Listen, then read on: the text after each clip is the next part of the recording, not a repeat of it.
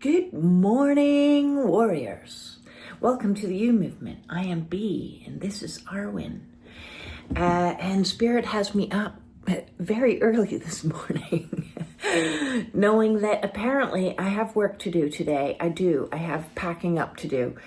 And before I do that, I wanted to sit down and get into the throat chakra.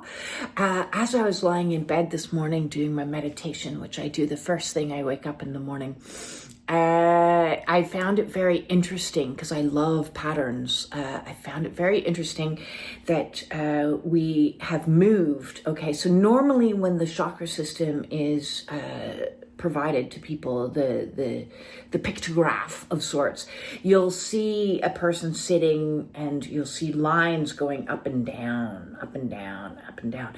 But I love how Spirit is bringing us through the chakra system through a spiral.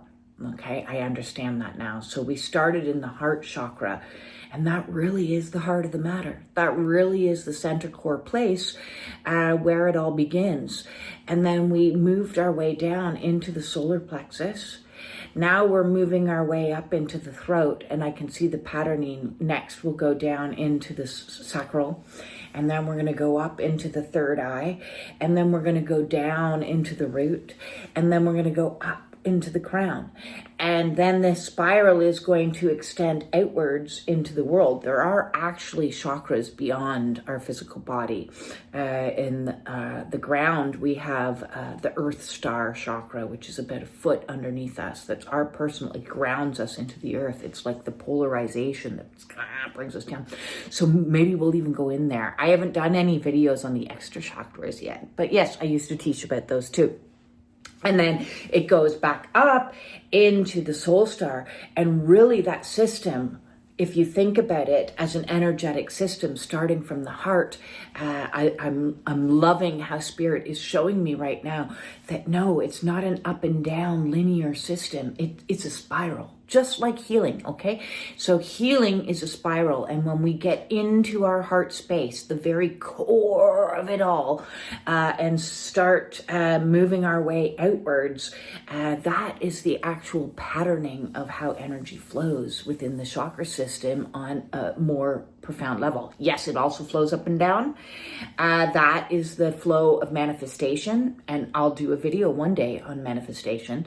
It's not something I've talked a lot about because as we're going through our awakenings, our powers of manifestation are put on hold just a wee little bit. And there's a reason for that, and I'm going to get into that reason for that tonight a little bit, just a teeny tiny bit. But I will do at some future time the processes of what's really required energetically to manifest and create a whole new reality for yourself. But today, we're talking about the throat chakra. And before I do, a few announcements that I'd like to make is I want to send out a much gratitude to Tracy for a donation for yesterday's video. I greatly appreciate all contributions to my channel. It is something that will allow me to keep the channel going. Because it is still in my egoic mind, even though I know God will provide what I need when I need it. This is one way God is doing that, is God is speaking through you. So all these pennies from heaven are absolutely so important to me, because it is something my egoic mind worries of, like, how I'm going to keep this going. How am I going to keep this going? But yet I somehow manage, right? I somehow manage. So I'm very grateful for all donations. If you would like to make a donation, you can do so with the super button below, or there's a link within the descriptions of all my videos for making donations directly into PayPal. So thank you very much, Tracy. I greatly appreciate the contribution. Other announcements, had a great group meeting yesterday for the Spiritual Warriors Support Group. If you would like to join the discussion, it is an open forum conversation where every person has the opportunity to talk and express themselves fully, which goes in alignment with today's teachings. And it also gives you an opportunity to ask me questions, not in a one-on-one setting, but within the group setting. So it is not run like other groups that I have attended where it would be me talking and then a small question period. This is full on open discussion, okay? Open discussion forum on what you are experiencing in your physical body in regards to ascension symptoms or Kundalini experiences, as well as what you're experiencing emotionally, which very much ties into this healing and awakening journey. Lots of emotions are being purged and come to the surface, and it's important to talk about those in a safe environment where you're not going to be judged, where you can show up with anger and we can hold space for that. Okay, you can show up with tears and we can show up for that. We can hold space for that. So it's a safe container for you to express your authentic feelings. Please don't show up with high vibes only. Show up as you truly are, okay? And it's also a safe place to discuss what's happening in your mind, your thoughts, your worries, your fears, your concerns without judgment. And it's also a place to discuss any spiritual happenstances that are going on. You may feel overwhelmed as spiritual gifts come online. And this is a place to discuss with other warriors if they're experiencing some of the same 7 sensitivities or same gifts, and how you're coping, because it can be very overwhelming, as well as anything that's happening in your 3D world that's poking and triggering you. Okay, because those triggers are an opportunity for healing, so we want to hear about them so we can deep dive into the muck and fuck. And we welcome you at the Spiritual Warrior Support Group. It costs absolutely nothing, but of course, I'm not going to say no to a donation. We also have another Spiritual Warrior Support Group on Fridays at 12 noon, which helps out my European friends because it's your dinner time. So 7:30 p.m. on the Wednesday evenings, that's Eastern Standard Time, and 12 noon on Fridays. I look forward to seeing you there. And if you would like the link for that, please send out an email to me to justbebeing@gmail.com. And that email is also in the description below. And I look forward to hearing from you. If you would like to set up a one-on-one with me, that is open to you. And I look forward to talking with you one-on-one, and we can discuss in a private container some of those things that you might be uncomfortable discussing. And so discussing is all about today's video, the throat chakra. Okay, so I'm wearing my appropriate sky blue color here. It is also interpreted as turquoise blue sometimes. And the Vedic name here is Vishuddha. Like Buddha, but Vishuddha.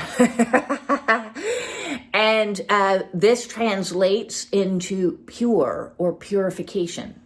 Purification. So that is the process of the awakening journey, is the purification process. And what does that mean? It means we become pure, we let out, we release, and through the expression of all of our emotions that have been trapped and locked inside of us, and all of our thoughts and beliefs and everything else, we express it out like an expeller machine, or a deep press. We're pressing ourselves out, and then we're pure, we're purified. Okay, so if you want the pure essence of an orange, you squeeze it out. So this is the great squeeze. So we get left with this beautiful essence that is our soul self. The life lesson here is about our will. So willpower was down here, but our true will is in our throats, okay? This is how we're going to use that power. This is all about our self-expression and learning to use our self-expression, and our communication center, which is all necessary to be online. For us to fully create. So creativity is tied into here, our dreams, because it's well and good to have the dream, okay? We got the passion, we got the inspiration, it's trickled down from God and put in our very heart, and I want this, and I love this, and I need this. And next we went down into the solar plexus because we needed to be activated with energy and like, yes, I'm going to do the action steps required. And what is the first action step required? So I'm going to talk about it. I'm going to say what I feel. For me, it's like, this isn't working for me. I'm not happy here. I don't want this. I need to take an action step. I need to get fired up out of it. I want a divorce. And so, yes, we blurt out our divine truths sometimes. And we're like, oh my God, I can't believe I said that, because our ego often keeps this in lockdown. So our 7 rights, our fundamental God-given spiritual right on the planet Earth is to speak, okay? And this differs slightly from the American constitutional right of freedom of speech, okay? This is the freedom to speak. It is also the freedom to hear, okay? To hear what, though, and to speak what, though. There is a small little catch in there, is we want to be speaking truth. We want to be hearing truth. So with this, I'm adding my own. There's a freedom to speak, but are you speaking truth? Is it truth? And a lot of things that we have the freedom of speech for may not fall into the realm of truth. Like when we are speaking propaganda, when we are speaking hate speech, that's not truth. Okay, and when I say truth, I mean spiritual truth, God-given truth. So you may have a perception, or somebody, not you probably, but somebody might have a perception that white people are better than black people. Okay, that's not truth. That's a perception. You may have a perception that this political party is better than that political party, and that too may not be a truth. That may be a perception. So the right that is involved here is a right of speech, a right to speak. With the caveat written in fine print down low in the document there, that is it true? Is it valid? Is it real? And those may differ. The same with the right to hear, okay? So if you're hearing a bunch of propaganda and a bunch of nonsense, you also have a right, okay? I'm building this in, another fine print down at the bottom. You also have the right to not hear. If you're hearing lies, manipulation, and bullshit, you have a right to not hear that. So click, turn that off, block the flow of communication, because you're allowing into your ear like a little worm of doubt or a little worm of mistruth, misinformation.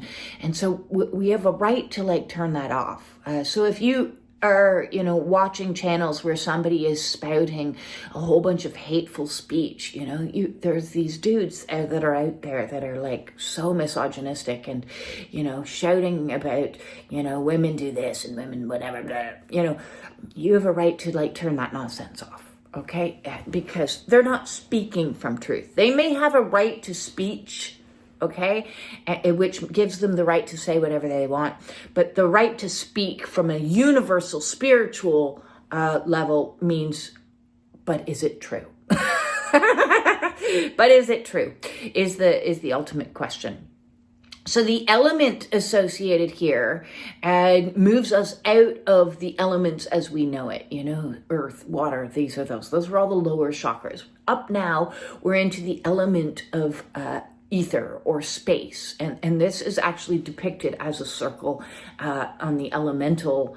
You've got these 4 triangles with different lines in different locations. And then you've got a circle which represents space, because what this represents is the first layer of sound. Okay, because sound, the sound travels through space. So that's what the element associated is what are we hearing? What is the sound coming in? And sound travels very fast. So it does, not as fast as light, but sound travels very fast. So the symbolic connection is really important on this lesson. And I love this one because this really depicts my awakening journey.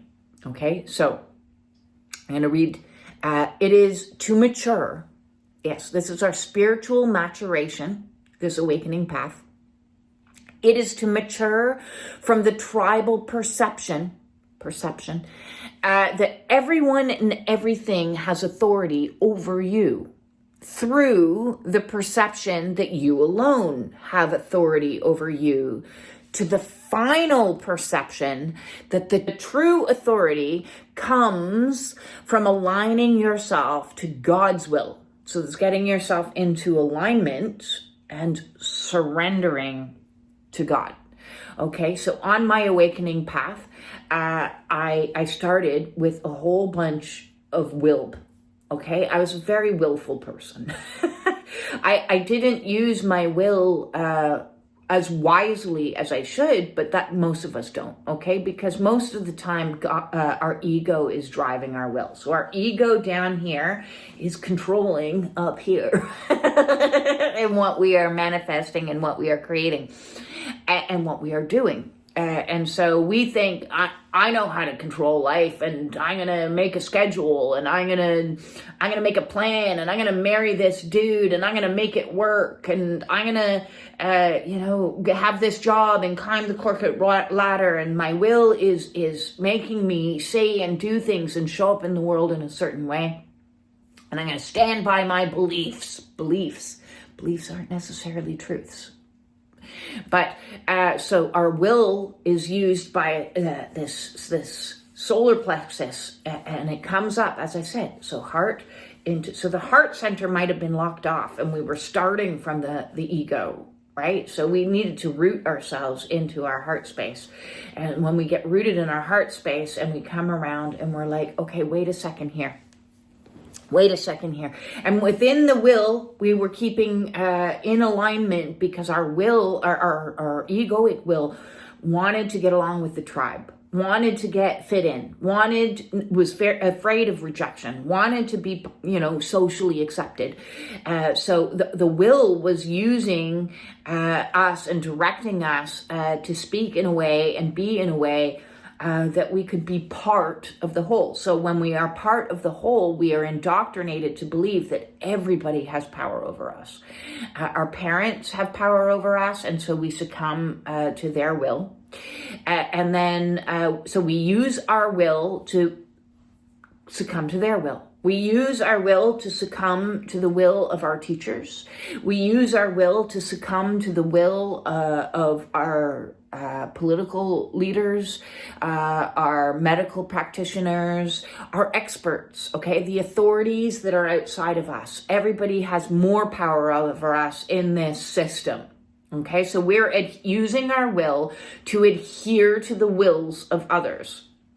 And then on your awakening journey, you start questioning everything and all positions of power.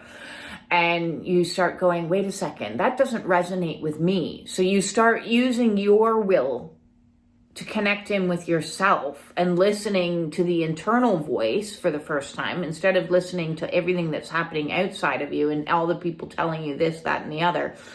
And you start listening to yourself. And on the awakening path, I've said in so many videos, listen, I don't want to be your guru. I don't. I want you to be your guru, because that is the next step on the process of getting into alignment. So first we need to align with ourselves. And how do we align with ourselves? Is we align with our own body, and we start listening, okay? Instead of listening outside of us, we start listening to inside of us. And the best way to do that is you start listening to every ache and pain. And that's why in one way there's so many symptoms, because it's a training ground for you to listen to your body, because you've been not listening to your body for a very long period of time, thinking that your mind is greater than your body. The opposite is true. Your body knows way more than your mind. Your mind, woo, yeah. Sometimes it's away with the fairies. Sometimes it's telling you a whole bunch of nonsense. Sometimes it's telling you lies. So as we have all these aches and pains and, oh, my chest hurts, and oh, I've got dizziness and nausea, and oh, my knee hurts, and oh, I'm tired, we start listening to our body. And so, oh, I'm tired, I better rest. Oh, I have nausea, I better give myself some ginger tea. Oh, I've got heart pain, I better do some like deep breathing work. So you see, we get into the learning, the new lesson, the new awareness that I am the authority over my body. And when I listen to my body and I give my body what it needs, and I listen to my emotions and I give my inner child what it needs, and I'm listening. I'm using the power of the throat chakra to listen within the inner ear. Okay, so if we have an inner eye, we have an inner ear, and that inner ear is listening to everything that's going on inside of us so that we can learn the lesson to be our own authority. And that's where my journey started, with listening to my body that was screaming at me bloody murder, going, you're sick, you're diseased, you're disordered, do something about it, save yourself. So I got out and started doing movement. Okay, so I talked in yesterday's video how you need to get into movement, and you need to save yourself. So in my heart space, Spirit put the message and the inspiration to save myself. It moved down into the solar plexus, and I was motivated to make action, to create movement, to start listening to my body, and to get out walking, and to start feeding myself nutritious foods, and start eating less foods, and start eating, so listening. And this was the mission, is getting into alignment with my body. Okay. And the more alignment I got with my body, is what happened is, and when I mean alignment with my body, I mean actual physical alignment. I don't just mean some spiritual thought about alignment. I mean physically, get your posture proper. Okay. So get that spine, and my spine was wackadoodles. Okay. Somewhere a million years ago, and now it wasn't a million, but somewhere a long time ago, I had a chiropractor take x-rays of my back, and he was like, oh man, my low back was, all in pain, inflamed, and in a really bad way. My upper back was developing a buffalo hump. And so it was not good. And it was all twisted.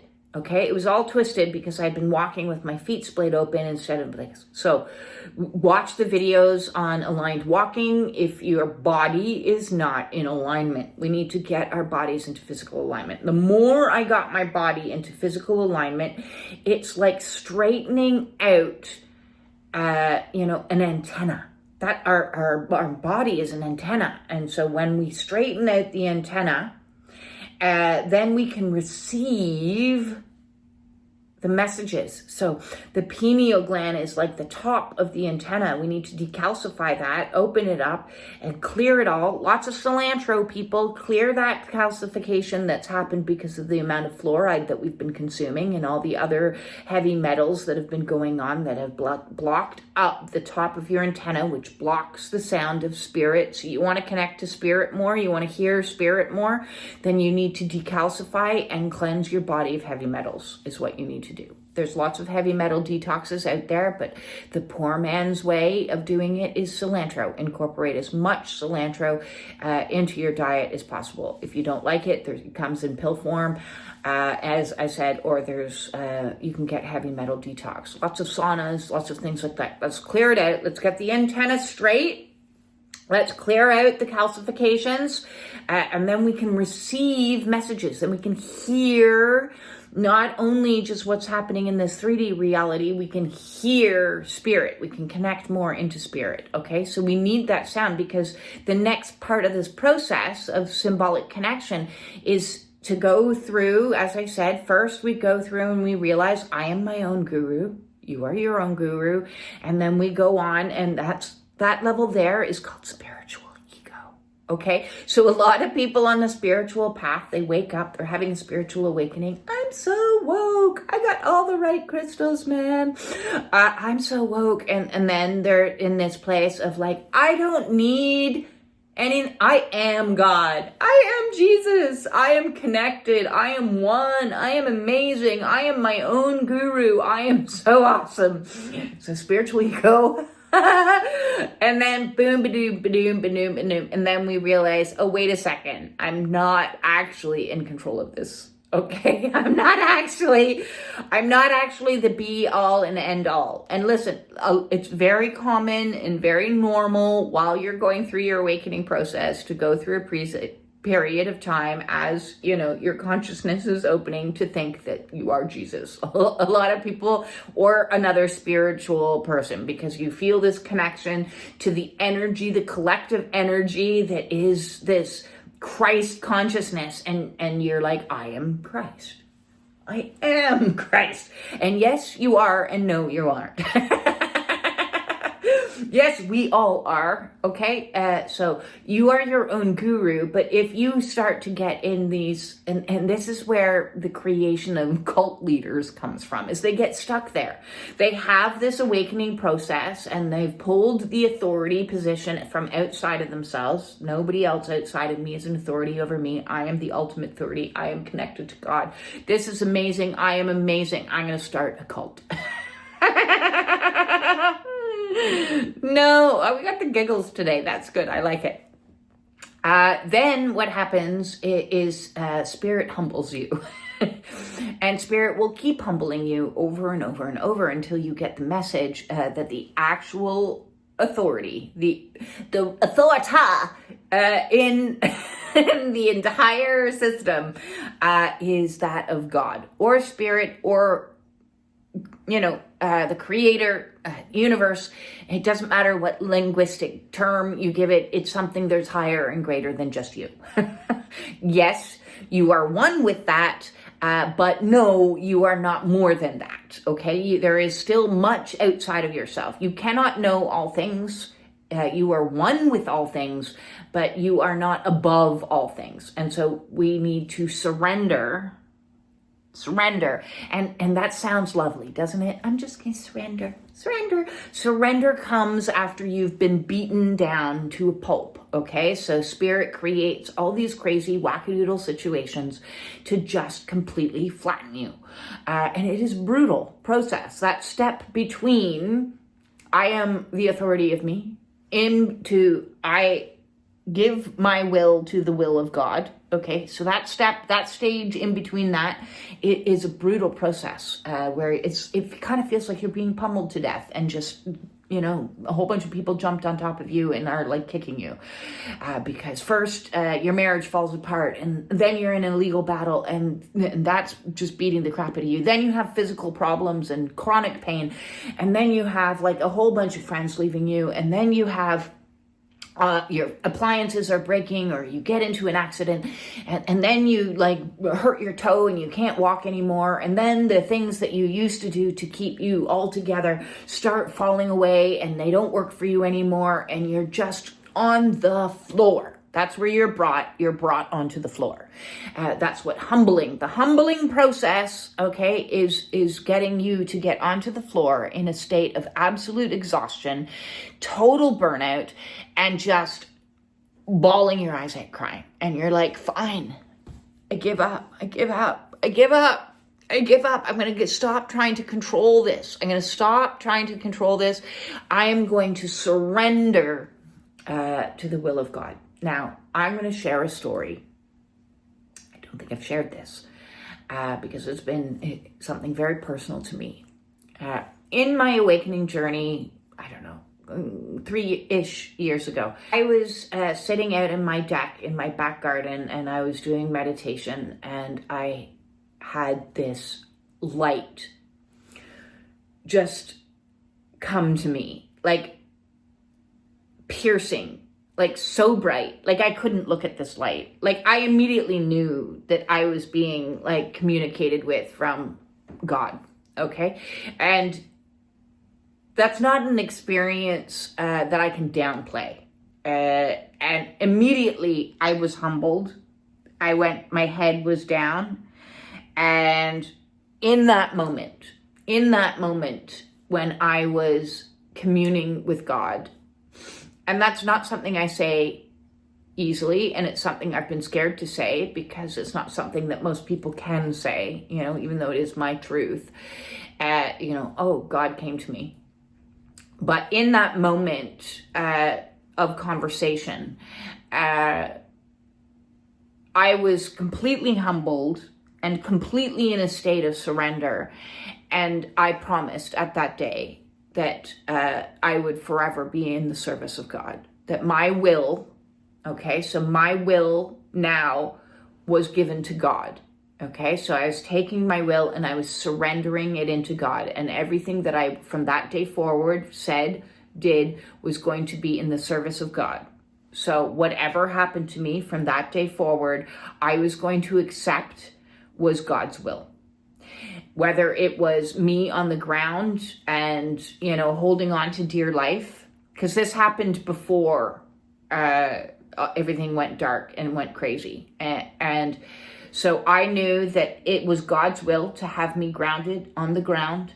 I knew it was God's will for me to go through the dark night of the soul. I knew it was God's will for me to grieve, for me to feel angry, for me to process through these pains, for me to feel the anxiety, for me to feel as miserable as I was.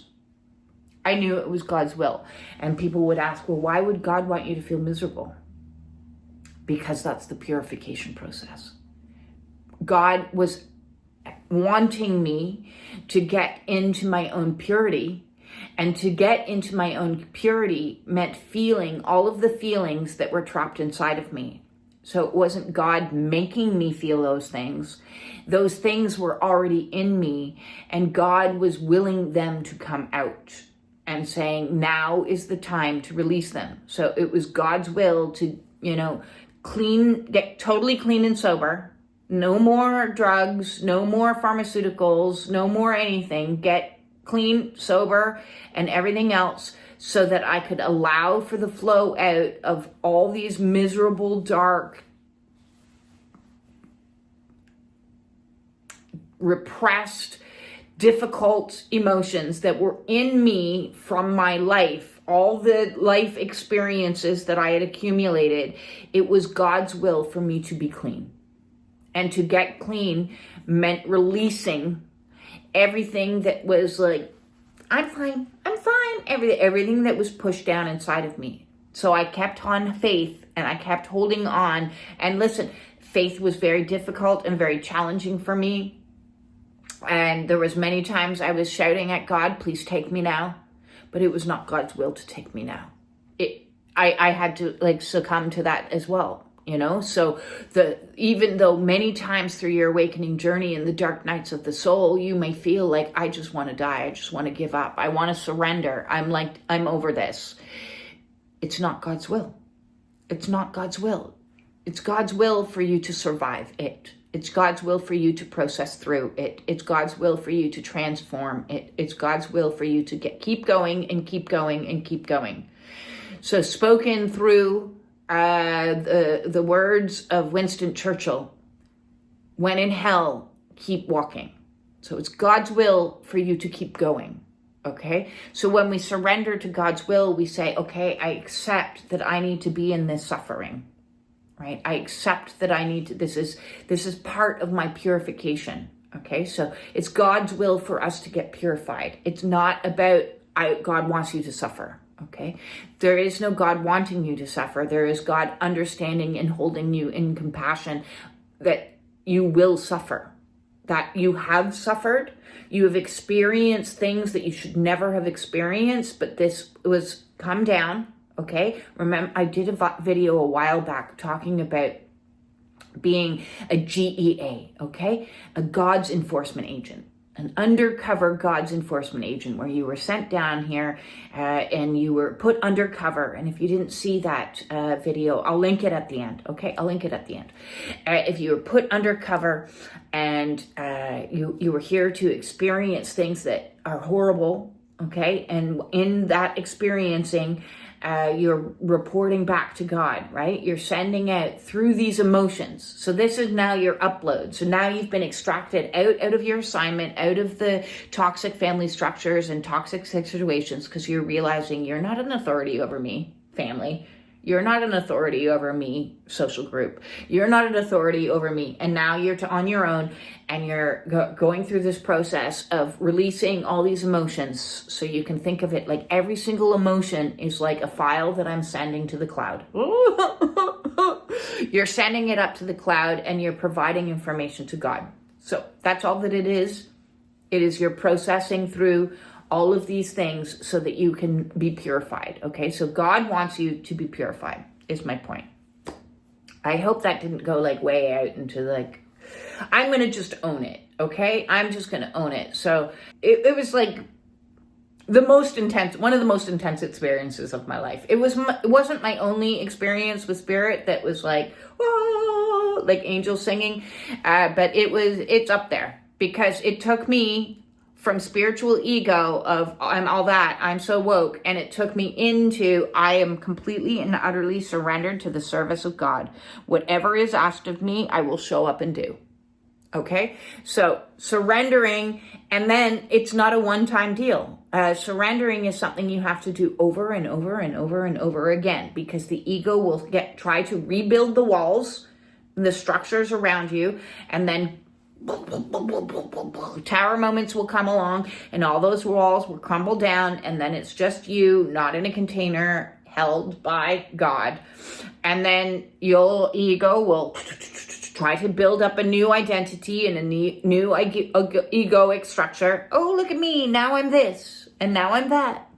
And then it'll all come crashing down, and then you'll be like, oh, okay, so surrender is not a one-time deal. Okay, it may start strong like it did with me, or not. Maybe it like comes over time with many, many surrenders. And eventually you get to the point where you're like, it's God's will. Whatever happens, happens.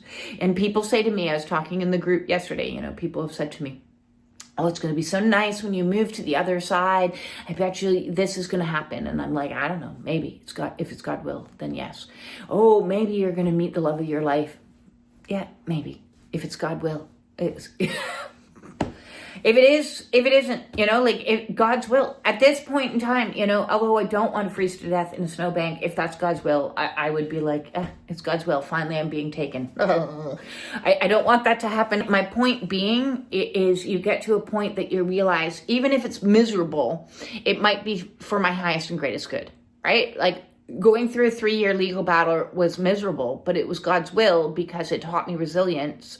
It also prevented me from getting into a legal battle and losing half my money to my ex. Okay, so sometimes not getting what you want in life is a wonderful stroke of luck. And you have to think, oh, geez, that was God's will. This horrible thing happened to me, but because this horrible thing happened to me, this other worse horrible thing didn't happen to me. Like you're driving to the airport and you get into a car accident. And you're like, oh, damn, this is horrible. And then it prevents you from getting on the plane that has a plane accident. Well, I'd rather get in a car accident than a plane accident, right? So sometimes not getting what you want is God's intervention, divine intervention. That's my ego wants. And God goes, yeah, you've been moved off the board for a reason, for your protection, for your savior, all of that.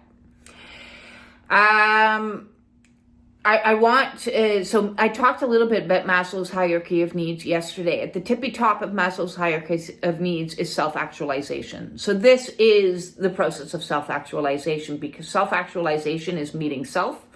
And then it's connecting to the divine. So like the true self is ultimately connected to the divine. The symbol associated here is either the crescent or a cup. Okay, so crescent or cup, because here is where we can go, oh, fill me up. Okay, God, I'm empty now. Okay, I've gone through the purification process. My cup is empty. Please floweth over.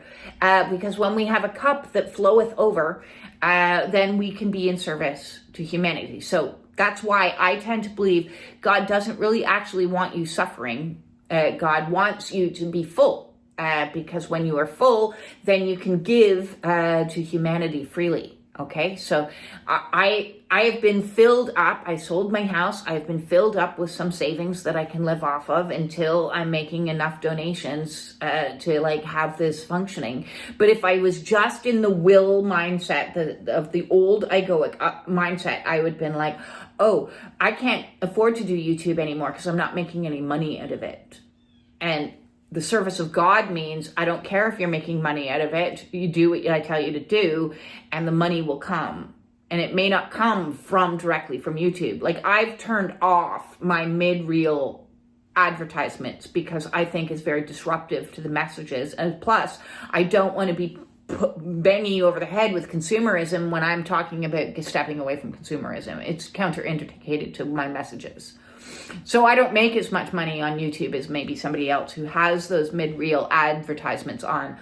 I have at the beginning and the end, and that's about it. So every time I get a super, I'm like, oh God, pennies from heaven, because the old mindset, the ego's mindset is I need to make money for everything I do. Otherwise, it's not worth my time.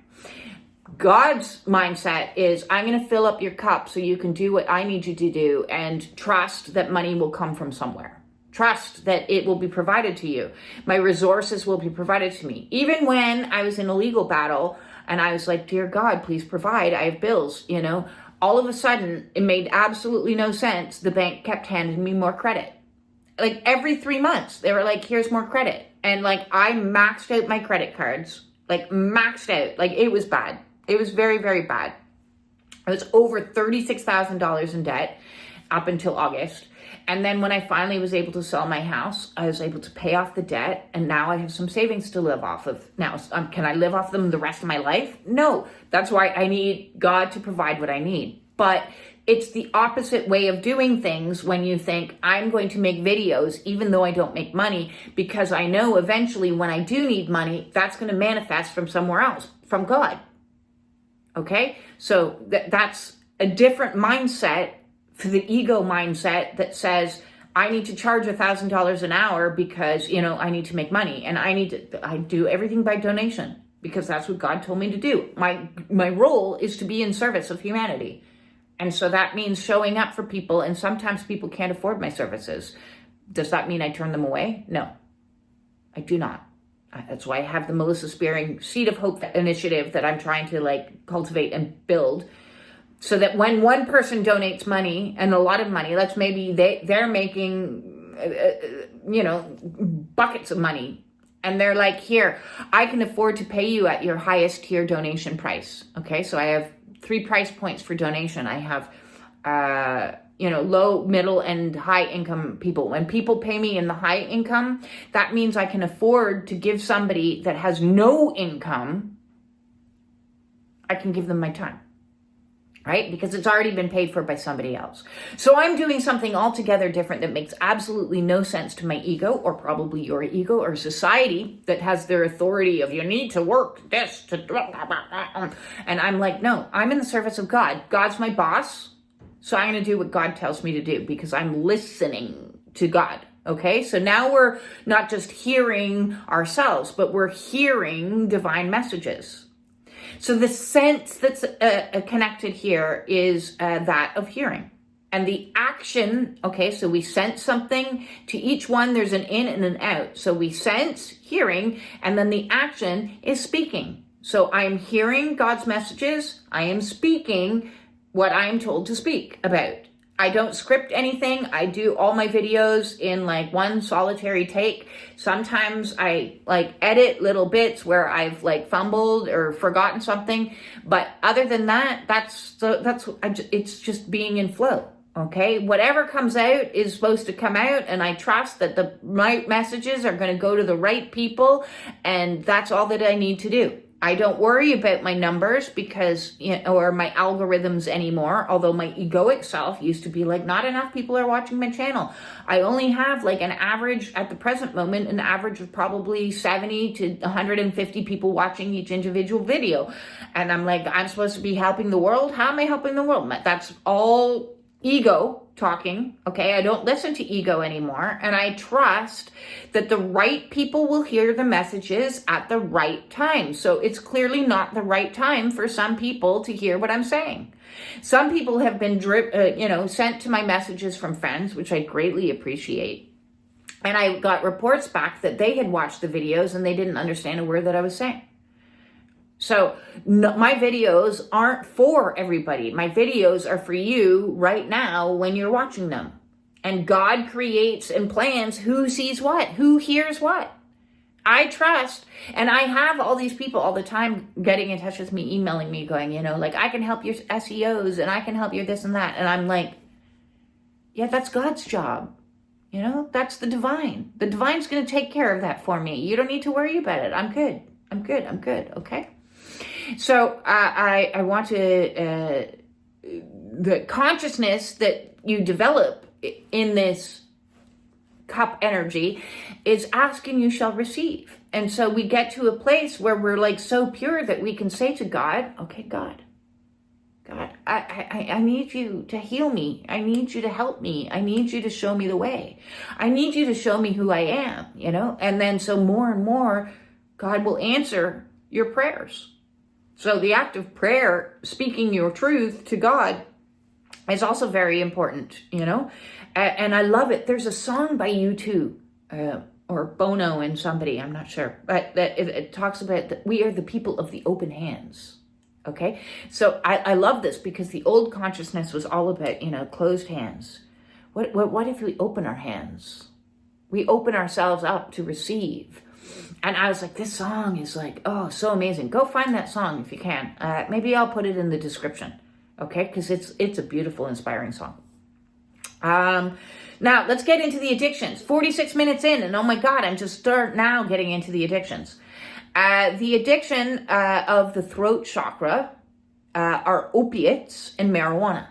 Okay, so I talked a little bit about marijuana yesterday in regards to smoking it or taking hits from the bong. I'm hearing Cypress Hill. Taking hits from the bong.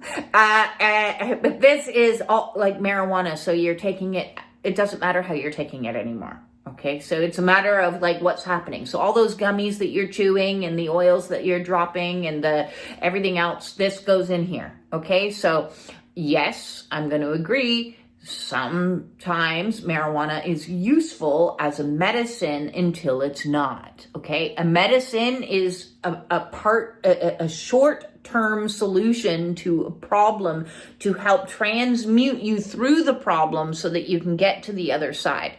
It is not a lifelong sentence. With any other medicine, you don't need to necessarily look at it as a lifelong medicine. Now, I'm not talking about, I'm not even going to get into like pharmaceutical lifelong medicines that you need to survive. I'm not talking about that. I'm talking like herbs and things like that.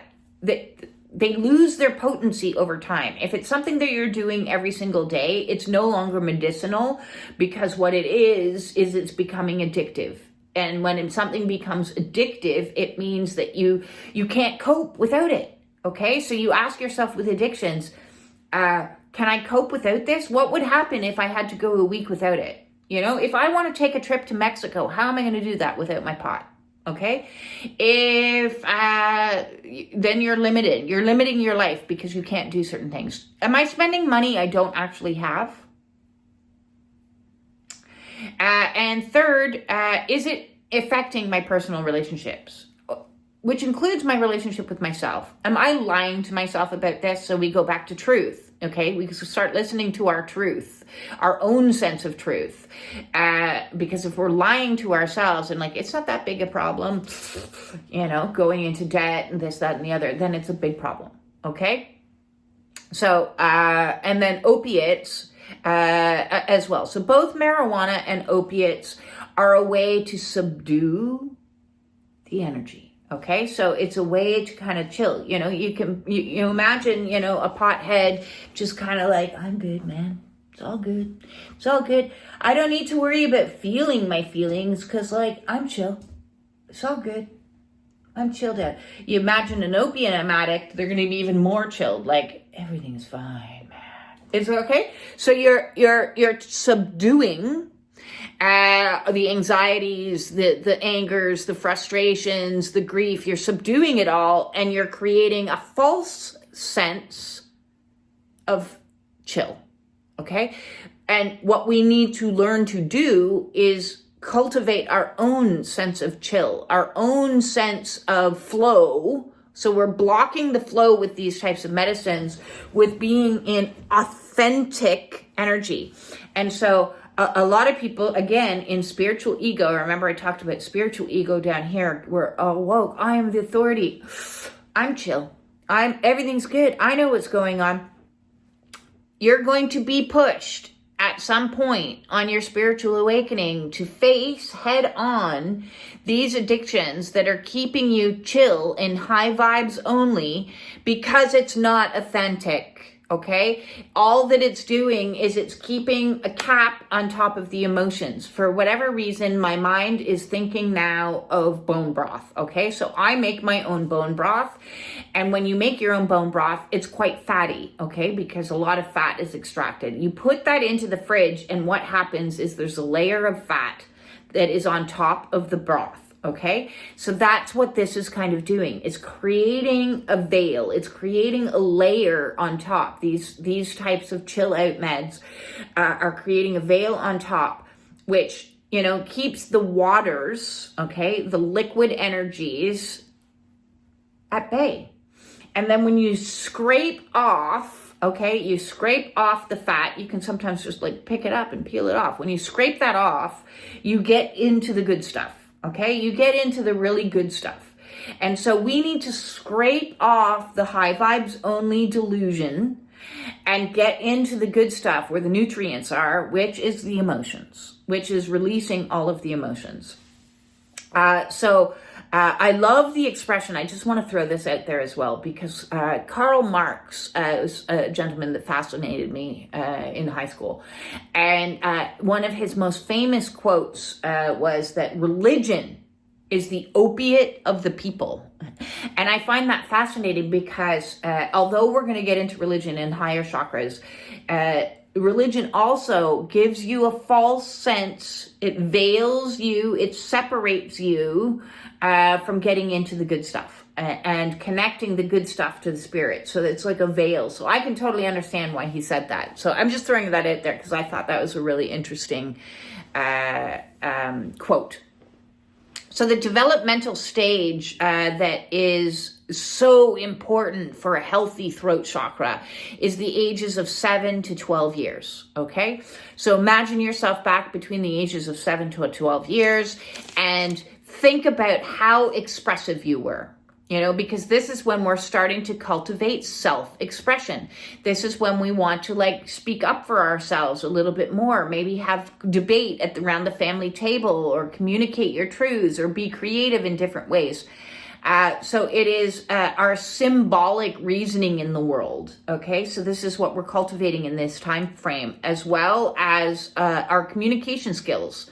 We're learning a greater vocabulary. We're learning how to communicate. We're learning how to use manners. We're learning this and that. It's where I learned silence.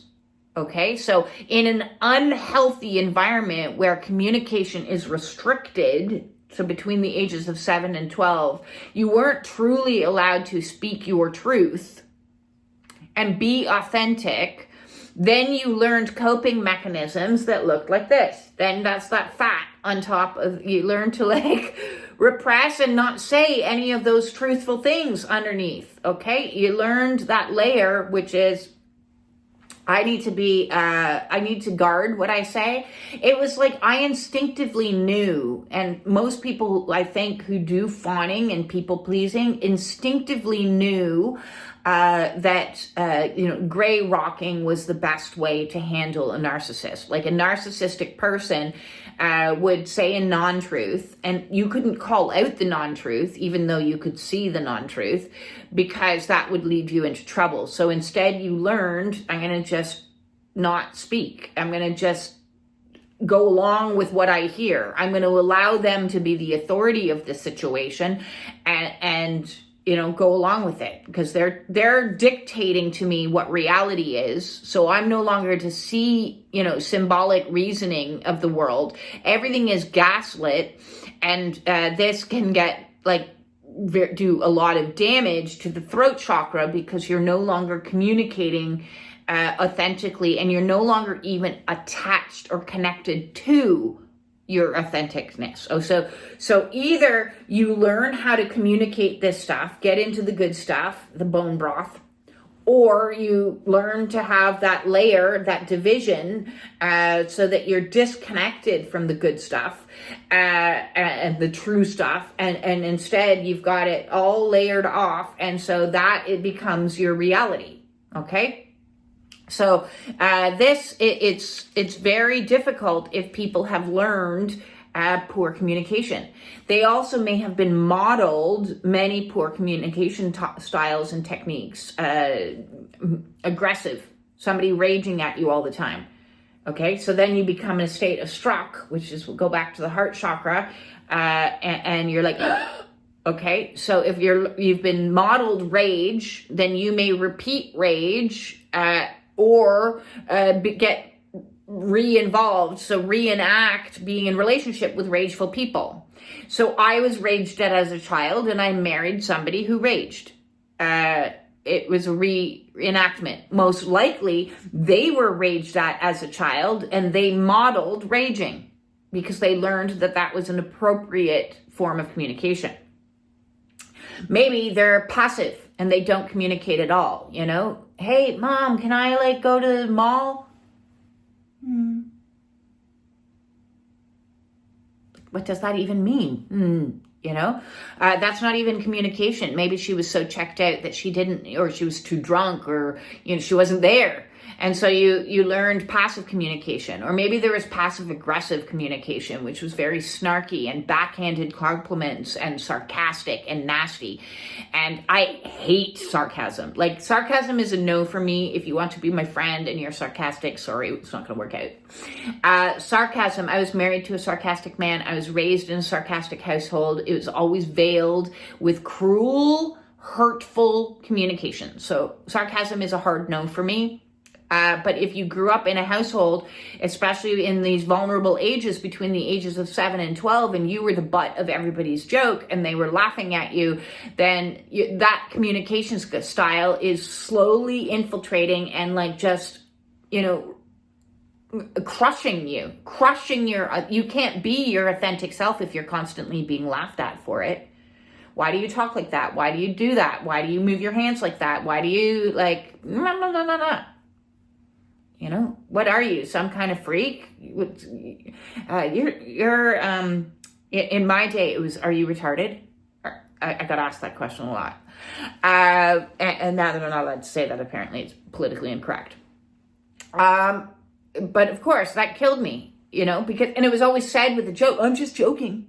If somebody insults you and ends with, I'm just joking, then it doesn't matter that they say they're just joking, because that's the gaslighting attached to the cruelty.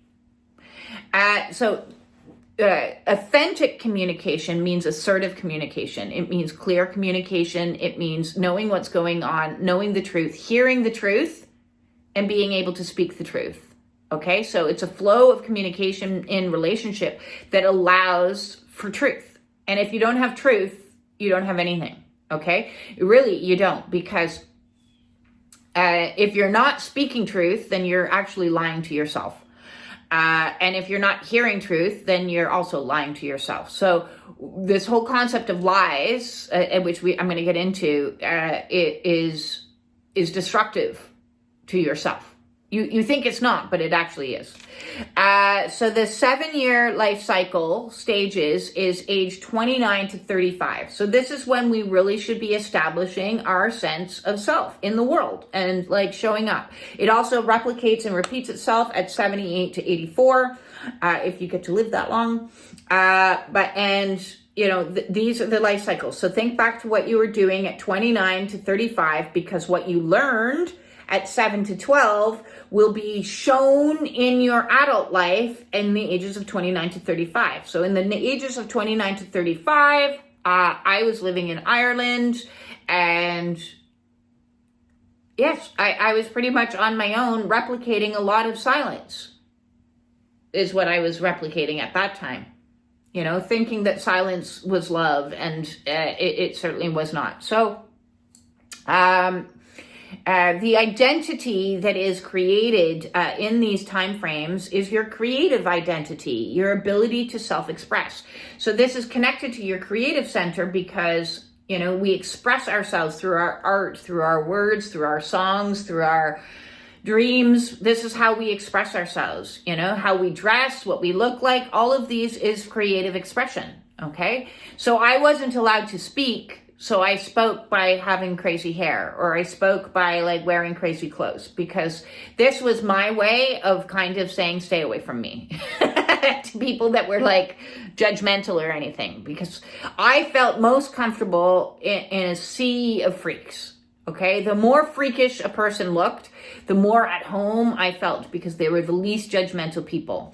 Dude with 7-foot mohawk and piercings all over his body, I felt way safer with him than dude with a white collar job and a 3-piece suit. I did not feel safe in that environment. Even though I grew up in that environment, I felt safer in this environment because this environment allowed for self-expression. It allowed people to express themselves fully, their angst, their anger, their rage, their whatever. And I was like, yeah, baby. The higher the mohawk, the better, as far as I was concerned. You are my people. And the nicest people you will ever meet. I gotta say that, because I used to go to Montebello Rock Fest, was my favorite rock festival here in Canada. Unfortunately, after COVID, it shut down.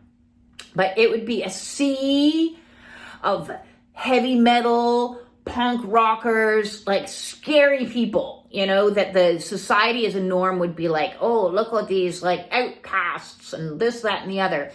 And nicest people. I never saw a fight break out. Not once. It was very muddy one day, and a wheelchair got stuck in the mud, and all these big burly dudes came along, and they were like, I'm going to help you where you need to get, and carried off this woman who was stuck in a wheelchair in the mud and brought her to the porta potty, helped her into the porta potty. The sense of community, the sense of camaraderie was alive and well. And then I would go to other events that were the clean cut kids through my life. And that's where you'd have fights, and that's where you'd have just all, I didn't feel safe there. I'm cover your drinks, people, cover your drinks. Did not feel safe in that environment at all. That's just my perception of what I've observed. That may not be everybody else's experience, but that was mine. The demon energy. So remember, we're a crystal ball. We get cracked because of all the trauma in our household. Now we have communication traumas, okay? So these addictions are making up for the communication traumas that we had. We didn't learn to be a good communicator. We didn't learn to stand in our integrity, stand in our authority, and be able to say our truth. And so we started, and this in itself is an addiction, I would say. It actually should belong in there. So we get our crystal ball gets cracked. In swims the demon that is lies. Tell a lie. Just tell them a lie. Where were you? You were late coming home from work. Oh, I was delayed at work because there was a meeting. Meanwhile, you're out with in a bar with another woman, So who are you lying to? Yes, you're lying to your partner. So you're corrupting the sanctity of the communication bubble, which you are in. So you're actually corrupting yourself. So the demon energy that is lies. A lot of people have this addiction, and I'm going to call it an addiction because even though it's kind of a possession, at the end of the day, it really is, you've allowed in the demon that is liar. Now, I was married to an ultimate liar. Wow. Seriously, he was good at lying. So good. 15 years. That's a really long time to lie to somebody. That's a very long time to lie to somebody. So, this trauma happened to them. They got cracked. They learned that the only way I can survive in the world and get me, all of that me, was to lie. Okay? Because if you said the truth, you wouldn't get what you wanted, the manipulation that you wanted, the wife that you wanted, the things that you wanted. So instead, you learned that I'm going to get what I want through this demon energy of lying, not understanding, like addictions, that the long-term consequences, okay, because eventually truth always will come out. Okay, it just does. And the long-term consequences of that are far worse than not getting what you really wanted. So yesterday I talked about a little bit about short-term gratification and long-term gratification. Liars never learned the lesson of long-term gratification.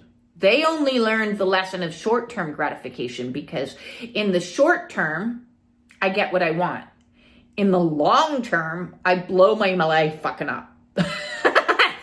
Right? So had they learned the lesson that was in the solar plexus yesterday and watched yesterday's video, they would have learned that lying only gets me so far. It gets me my immediate hit. So it's like a short-term hit from the bong. And then the long-term consequences from the hit from the bong, okay, has maybe I've got now lung problems. I can remember there was a woman that lived behind me in my old house that was always out at 3:30 in the morning taking a hit from the bong. And like, it was like a huge inhale. And then she spent the rest of the next hour going, so the long-term consequences of that short-term hit were way worse, but she didn't even identify that, and most liars don't. Most liars cannot see the long-term consequence of this lie that's going to fester and going to get worse and worse and worse. So each little lie is like shoving a splinter into your soul, and eventually the pain's gonna get worse and worse and worse, and like something's gonna like blow, and it gets to be a pussy mess. So the sliver might have been small, and if you had just taken it out and said the truth from the get-go, I don't actually want to be in this relationship, or I don't think you do look good in those pants, or I don't like this job. If you had just taken that splinter out, it wouldn't have gotten so bad with infection and pus, and then you're like have to go to the doctor and get a shot of antibiotics and clear it out, and maybe you're going to go gangrenous and lose your freaking finger, right? So maybe you lose your partner, and maybe you lose your job, and maybe you lose things because you didn't say the truth from the beginning. The beginning was this job wasn't for me, right? I was in a job at a corporate DIY store, and I hated it from week one. Like pretty much from day one, I was like, I am not a good fit for this place. And instead of like being truthful to myself, so that's the first truth, instead of being truthful to myself and saying, I don't fit here, I don't belong here, and like trying to go back to the job I was at before that I was much happier at, instead of doing that, I was like, I'm going to make this work. I'm going to like lie to myself. I'm going to lie to everybody here that, oh yeah, I'm happy. How are you getting on? You're like in your job? Oh yeah, it's great. Instead of lying about it, I needed to say, I hate it here. I'm very unhappy here. I want to leave here. And then I could have left. Instead, it ended in like a very bad way. Very, very bad ending to that. So the dark energy also, another, like the 7 deadly sins, is gluttony. Gluttony.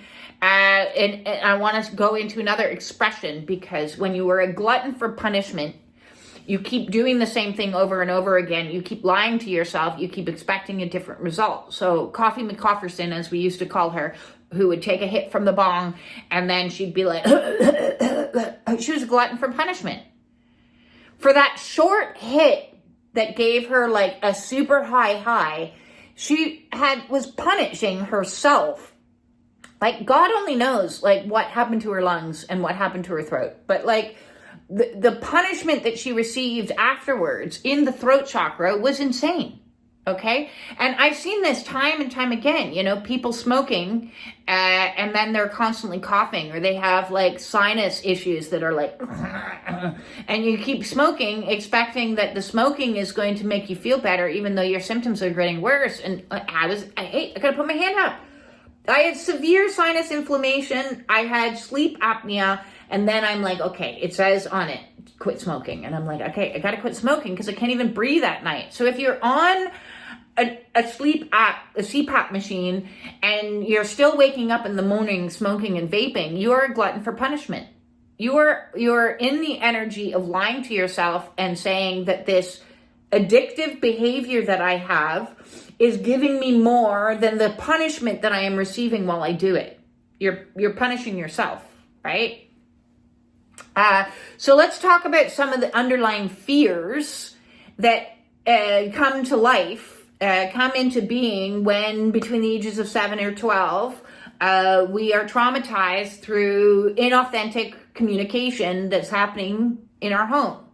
Is we develop the fears related to using our willpower, but those exist within every single chakra. Okay, so I want to get into this for a second because our willpower needs a little bit of everything in every chakra to be able to actually manifest. And as I said, I'll do a video later on to manifest the reality that we want. So our fears related to our willpower, our ultimate authority of being in alignment with divine source and energy starts with the root chakra, with the fear of having no power within the tribe. Okay, so then we're negating our willpower, or we're using our willpower, more to the point. We're using our willpower to adhere to the tribal thought patterns, society, culture, political, friend groups, like all the society, our tribe at large is, I'm choosing, it is a choice. We are choosing to use our willpower to succumb to the power of the authority outside of us. This is because we're afraid. We're afraid that from the tribal point of view, it's the consciousness of getting banished out of the tribe. In traditional cultures, native cultures, if you didn't adhere to the tribal authority, then they'd be like, you need to leave the tribe and go live in the forest by yourself. Go away. And so on a subconscious level, we have this fear that I'm going to be banished out into the wilds if I don't adhere to the tribal consciousness. I'm scared. The second chakra is having no power within our professional and personal relationships. So this is when we, give up power to our girlfriends, our boyfriends, and we're like, well, what movie do you want to watch? Yeah, but it doesn't matter what I want to watch. What do you want to watch? Or our friend groups, everybody else is smoking, so you're going to smoke. Although a lot of my friends didn't smoke, but I was still like, oh, I'm going to go hang with the cool kids in the smoking center. That's what I'm going to do because I'm going to use my power of will to do what others do so that I can have social acceptance within that smoking group. I'm going to drink. I'm going to, that was social anxiety for a lot of us who are on the spectrum. I'm autistic, so I can't think back. The majority of social events in my life have involved alcohol because it created that inebriated state to kind of relax me so that I could be more like me or be a version of me. I don't know if I was more like me. I certainly was more funny when I drank and could crack the jokes. And that's what I was kind of known for, is being like the comedian when I'd had enough, libations in me. So interestingly, I was speaking to my new acupuncturist that I'm going to start going to in my new town. And I was giving him the history and he's like, well, we really need to get you into more socialization. And I was like, we do? I don't think we do. And he's like, well, you need to be able to start going to restaurants eventually. And I'm like, oh my God, I can see this point. This gentleman is Jewish, so I know breaking bread is part of his, cultural belief structure. And so he doesn't really understand where I'm coming from a Kundalini, and that's fine. He doesn't need to understand where I'm coming from. I still communicated about it because I wanted to be forthright and honest with him. Although I don't recommend communicating necessarily, and we talked a good bit about this yesterday in the Spiritual Warrior Support Group Zoom meeting, of what it is like to communicate your truth about Kundalini spiritual awakenings, twin flame journey. That may not be safe to do. So I do put out a warning that discussing some spiritual things with non-spiritual people or people who are not, and I shouldn't call them non-spiritual people because all people are spiritual on some level, but people who aren't like actively having a Kundalini awakening may not understand at all what you're talking about. So what they will hear is not what you are saying. There will be a communication completely disconnect. But because he was a fringe alternative, TCM, and traditional Chinese medicine doctor, I wanted to talk to him and kind of like test the waters, see how much he knew about Kundalini. He knew absolutely zero about Kundalini. So from his mindset, his belief structure, he was like, oh, you know, you've been living like a hermit. We really need to get you re-socialized and get you eating foods that are going to help you be able to eat in restaurants and be around people. And I was like, well, I'll think about it. And I see your point, and there is some validity to it. Yes, I do want to integrate back into society because this is the stage that I'm at now in my awakening, is the reintegration stage. Not that he knows anything about reintegration stage or any of the other stages.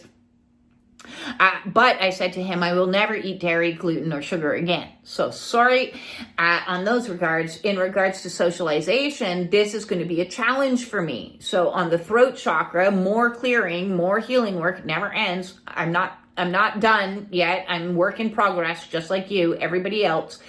Is, okay, what is it going to be like when I'm going to start to spend time with people again? I've been isolated for a certain amount of time. And then I got to thinking to myself, well, geez, you know, the majority of my life, I used alcohol as a means, as well as cigarettes and as well as pot, as a means to help me socialize. So they were my water wings in the social pool. And now I don't have water wings. And now I have to go into the social pool as an autistic woman who's unmasked. And I'm like, you know, I don't know how to do that. I don't know how to do that. So it's going to be a process to learn.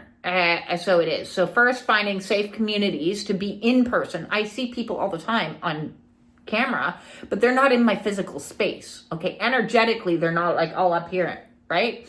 So to get in people, I'm going to start taking a martial art. That's my plan, is because that's a safe group where nobody's focused on me. We're all focused on somebody else, but I'm around people and I'm like, yeah, I can handle that. So I can. And so next mission in the reintegration stage is overcoming this fear. So we have a fear of people. Okay. I have a massive fear of people my whole entire life. And that's why I required, you know, that because of this fear, this underlying fear. So here we go. We've got the root cause of, you know, not being able to be my authentic self, not being able to communicate as my authentic self. And so I reached out for something to help me be my authentic self because I didn't know how to do it, because I'd never practiced it, because I never was allowed doing it. And I used alcohol and I used cigarettes and I used marijuana to all help me in social interactions with people. And now I'm stone cold sober and clean. And I'm like, okay, it's time to reintegrate and go out into the world and learn what it is to do without. Learn that lesson. Overcome the fear. Feel the fear, see the fear, recognize the fear, and face the fear, and do it in small increments. Small increments. I had a couple of social interactions at that last place I lived, and then I got to a point and I'm like, I gotta get out of here, right? So wherever I go, there needs to be a car in the driveway and an exit plan. I'm gone, boom, where'd she go? It'll kind of look like that for a little bit, and it's okay. I'm going to give myself gentleness, love, and compassion. The third chakra is a fear of being out of control over ourselves, right? So we try to repress ourselves with, you know, I don't want to have the anxiety in front of people. Oh my God, what are they going to think? So I'm going to try to control that and minimize that. I don't want to like be weird in front of people. I don't want to like, I'm going to control my autism. I'm going to like mask. I'm going to like control. So if you have a lot of control issues happening because you're constantly trying to like control what comes out of your mouth, I don't want to tell them that like I'm unhappy in this relationship. I don't want to tell them that I feel like I'm walking on eggshells. I don't want to tell them that like they look fat in those pants. I don't want to tell them things. So I'm going to control. Control issues are based in a fear here. Okay, so we need to face the fear, do what we need to do and say, listen, I'm going to be honest with you. Communication isn't my strong suit, and I might fumble this. Please forgive me if I do, but I need to tell you that I don't like the way you're communicating to me. I don't like being gaslit. I am not going to tolerate being manipulated.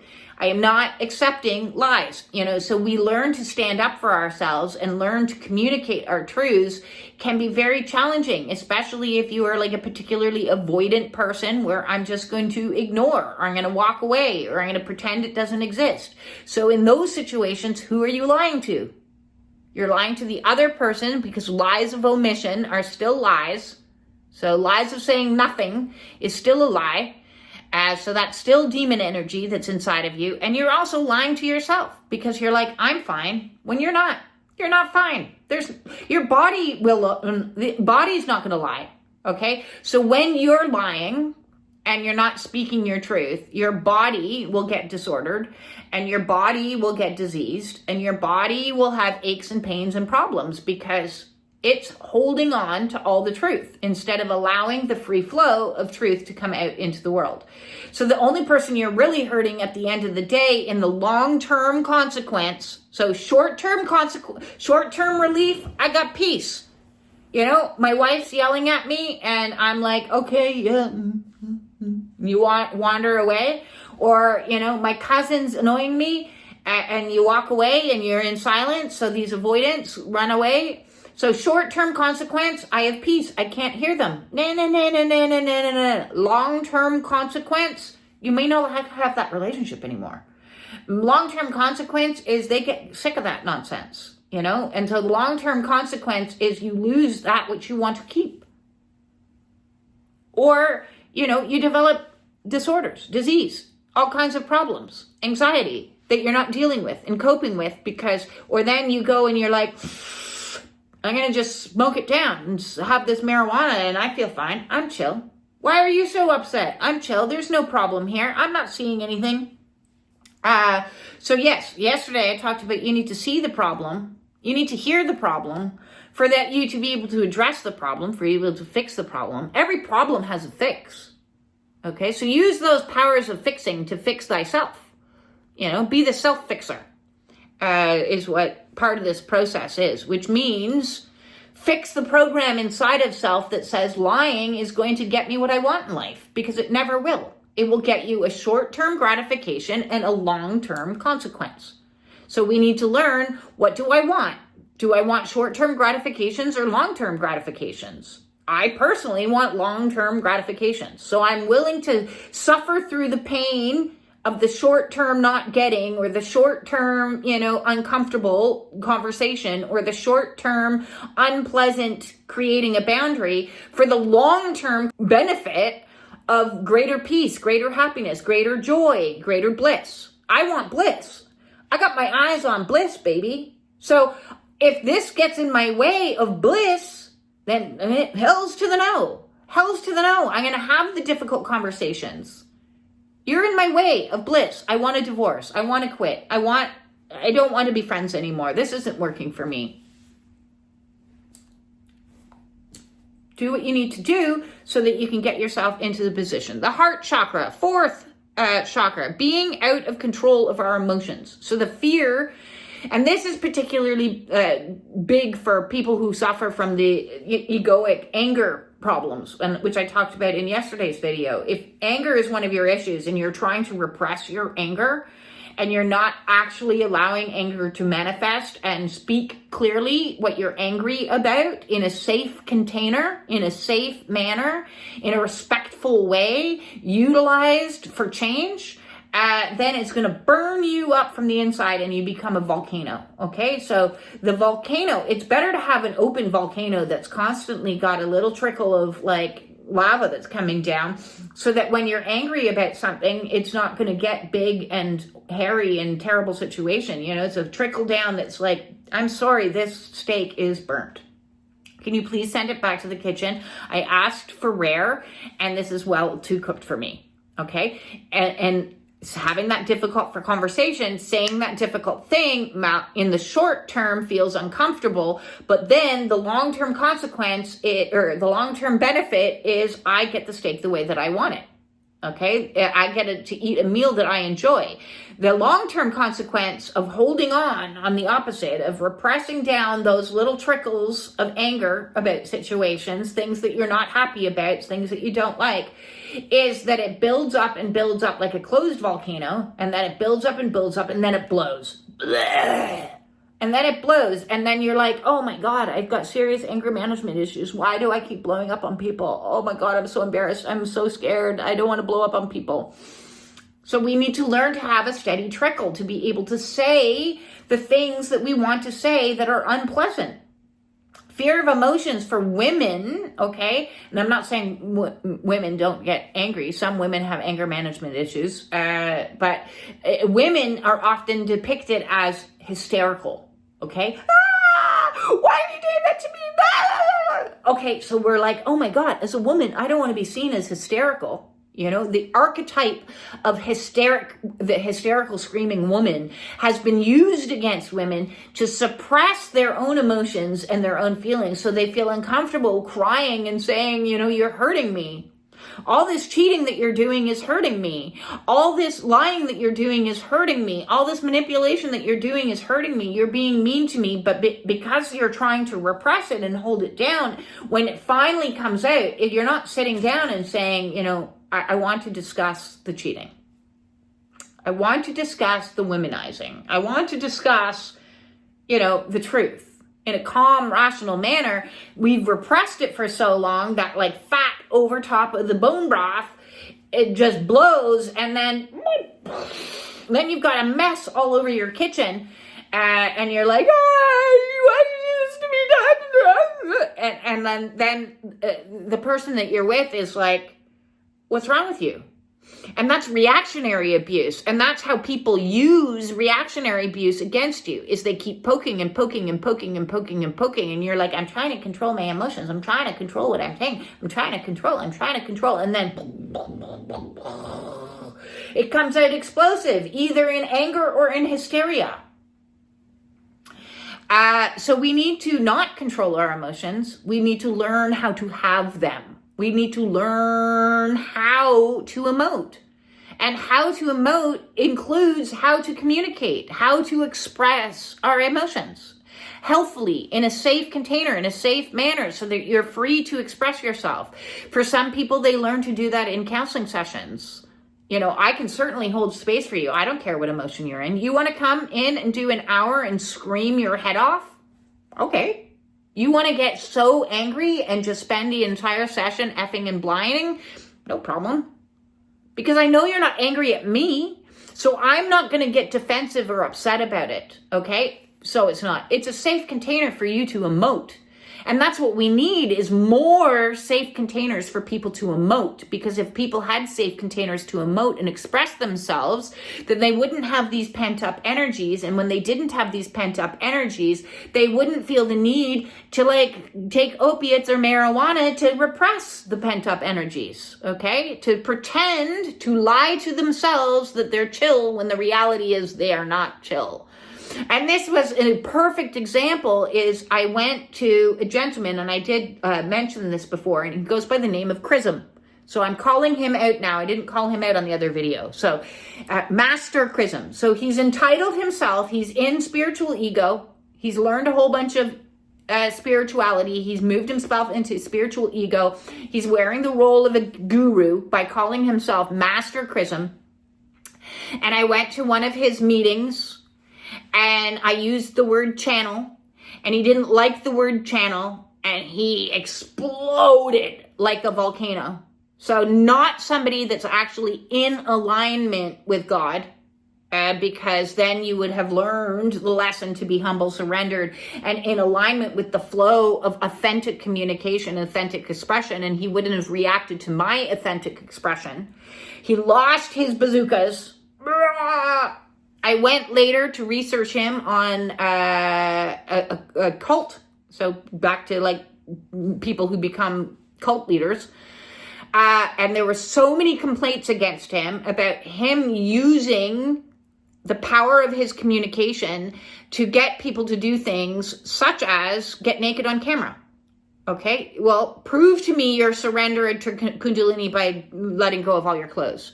So highly manipulative and dangerous. Danger. Do not use him as a guru for Kundalini. As I've already said, if you're needing help on your Kundalini awakening, I am recommending, through my words, Craig Holiday, that is, embodiment, awakening, embodiment, awakening. I don't know. My autistic brain can never get her handle right. But I've recommended her groups. I've already recommended her channel. Brent Spirit is another good one. Some people like Victor Odo. I don't follow him particularly, but I have seen a few of his videos. So I don't know. Actually, so let's just leave that out because I can't really say. But I have heard good things about him. Okay? Matt Kahn might be another one. But please do not go to people that are going to make you get naked in front of camera. Or explode on you and make you feel like, because they have no control over anything, that they explode on you and make you feel about this big. So calling out Matthew, I already called out Matthew. Now I'm calling it Master Astrocrism. Okay? Don't go there. Don't go there. Be aware. Be aware that within spiritual community, there are a lot of people in spiritual ego that have gotten so far on their awakening path. They've, yes, had an awakening, and now they're all feeling one with God. And they think that they are God. Okay, so they're stuck in that space between they've gone through the process of purification and humbling. Okay, because when you go through the process of humbling, you realize I'm no better than anybody else. You stop using words like normies. Okay, that is so insulting. I don't know how anyone can call themselves spiritual if you're turning around and looking at other people and calling them normies, like you're better than them. You are not. We are all humans on one planet having an awakening, experiencing at different waves and different times. So get off your high horse and do not think. And I was in spiritual ego as well. I had to get off my horse. Okay, I had to get off my horse, and I had to get grounded and put my head on the ground and realize that I am no better than anybody else. I am a teacher. I am also a student. Okay, I am a master of myself, and I am also a servant of God. So until you collapse duality, okay, be very careful who you're seeking spiritual counsel for. If they present themselves as finished, as perfect, as an expert of all things, a know-it-all, use your discernment to say, wait a second. And your self-expression to say, thank you very much. That's very nice to meet you, but I don't think you're for me. I don't think this is for me. I choose differently. Okay? So finally, the fear of the will of God and releasing or surrendering our power to the divine force. Now, this was very challenging for me. Very challenging for me because I was raised to believe in no God. I was constantly indoctrinated in my household that God didn't exist. My house might as well have been the house of Nietzsche. God is dead. And although my mother called herself an agnostic she was not. Okay? Again, misuse of words. I have a huge problem with that because we were deprived of any spiritual teachings growing up. So on my awakening process, I went from fearing even using the word God. I was terrified of the word God. Through this awakening process, when Kundalini is ripping through me, when I'm afraid of Kundalini, like, what, am I possessed? Like, what is happening? What is inside of me? What's going on? Oh my God, I gotta try to control this. I gotta try to speed this up. You saw me, how much I'm trying to speed through this entire process. And then eventually you get humbled because you've been battered so bloody much that you're like, okay, I give up. I surrender. I understand what being in the service of God actually means. It doesn't mean having a profession. It doesn't mean doing YouTube videos, although maybe it does. What it means is surrendering in all ways, shapes, and forms, that whatever is happening in my life, I surrender to God. Am I miserable right now? I surrender to God. Am I having a really stressful experience and trying to like go through a legal situation, trying to get myself out? I surrender to God. Whatever will be, will be. You know, it's that song, Que sera, sera, whatever will be, will be. The future's not ours to see. Que sera, sera. That should be the song of this chakra, the theme song. So just keep singing yourself that theme song if you are struggling to surrender to the will of God, to the power of God. And this is where spiritual ego can also like show itself. When you hear people like constantly battering you with manifestation, well, just manifest yourself a better. Just manifest yourself out. Just manifest this. That's spiritual ego. And for a period of time on your awakening journey, you're going to manifest things in like this, right at the beginning, at the bliss phase. And you're like, oh my God, look at how powerful I am. And then that steps you into your own authority. So it pulls you out of the authority of others into the authority of yourself. And then you're like, why am I not manifesting anything else? Oh my God, I don't want to manifest more bad. Haha, you can't. When you're in the dark night of the soul and you're in the void, you can manifest nothing. Absolutely nothing. You're in the void. You're disconnected. There is no downloading when your phone is uploading, okay? When your phone is going through an upgrade, which is what you are, you're going through upgrades, DNA, you're sleeping and everything is wackadoodles and nothing's happening and you're stuck in a bubble and like you're living like a hermit. You're not manifesting. There's zero manifestation going on, okay? So let go of that for now. We'll talk about manifestation because when you get into the reintegration stage, there will be more manifestation, but that will be manifestation in alignment with God because you'll be understanding that I can use my power of manifestation and I can use my will to get in alignment with the will of God. What God wants for me is better than what I could pick. So if I, from ego, is like, I want to manifest myself a nice... here's a perfect example. I want to manifest myself a nice little micro house in a trailer park. There was ego. And what happened? God came along and arranged for me to get hit by a bloody bobcat construction machine, knock some sense into me by getting a concussion and like, you need to get out of here because that's not where I want you. That's not in alignment with what your soul deserves and souls wants. And now in 3 days, I'm moving to a beautiful home, like a beautiful cottage on a lake. Like I'm still in awe, And when I get there, I'll be even in more awe because that was God's manifestation for me. That wasn't my manifestation. I wasn't like sitting there in ego thinking I want a cottage on a lake. Oh my God. That was beyond what I thought little self deserved. Because I was keeping myself small. I was keeping myself so small, I just put myself in a micro house. Okay? And God's like, you're not supposed to be in a micro house. You're supposed to be in a nice cottage on a lake. And I'm like, oh, okay. So the lesson learned is when I surrender to the will of God, God's will for me is better than my will for me. So when I let go of trying to manifest my will, God's will is going to be better. So it is. So when we get rid of the addictions, we align ourselves with God. And it's a process, okay? Clearing addictions and clearing marijuana addiction and clearing opiate addiction is a process. You will go through withdrawal. Well, what is the cure? The cure is to speak up for yourself. The cure is self-expression, authenticity, absolute authenticity. No more high vibes only. High vibes only. Is there a connection? Do you think? There is a connection between high vibes only and not being authentic and authentic vibes only. So butt that out. And authentic vibes only. You look fat in those pants. I don't like this steak. I want a divorce.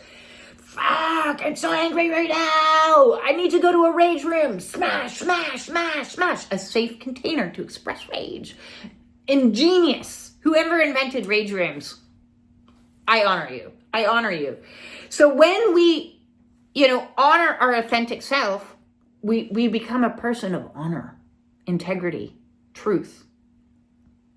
Wow.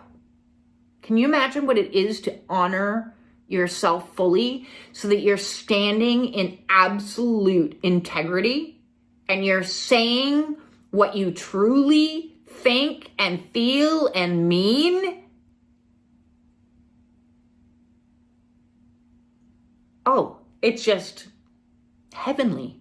It's heavenly. So today's video went crazy long. I'm sending you all my absolute love and my motivation. I hope I inspire some people to express and use their will to express themselves clearly, concisely, and truthfully. Show up. I dare you. I dare you. I double dog dare you to be brave and communicate from the heart your truth so that you can have the long-term rewards that you want in your life. Long-term joy, happiness, bliss.